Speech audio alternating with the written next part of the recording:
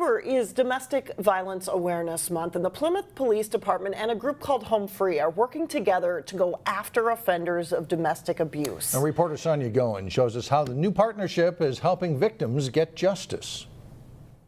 I've had to start over, and the journey's been hard. We're not naming this domestic abuse survivor, but her story is all too familiar. She met a man who she thought would love and treat her with respect. I had met him in the fall of 15, and everything was fine. But things change. She says her boyfriend started using drugs, but that wasn't the only thing he was abusing. He hit me several times in the face.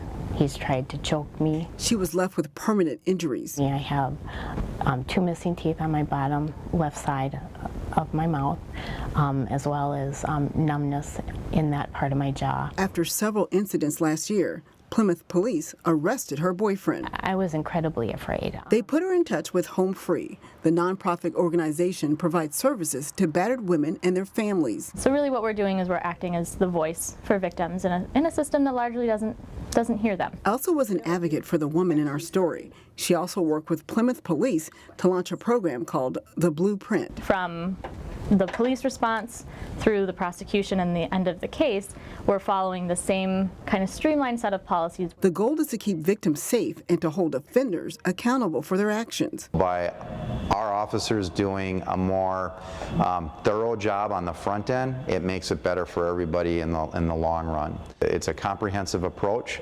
to a really ugly problem that no community is immune to.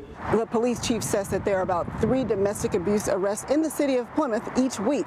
He's hoping the Blueprint will give them the tools they need to keep those folks in jail. And after some high-profile events in our city, I wanted to make sure that we were offering these victims as many services as we reasonably could. The victim says she probably wouldn't have survived without the help of Home Free and the Plymouth Police Department. She's sharing her story in hopes of helping someone else. I just would want those people to just be as empowered by who they are as a person, because they deserve the best. In Plymouth, Sonya Goins, CCX News. The survivor in our story just recently started a new job. Meanwhile, her ex-boyfriend was put on 2 years probation. And for more information on Home Free, you can go to our website, ccxmedia.org.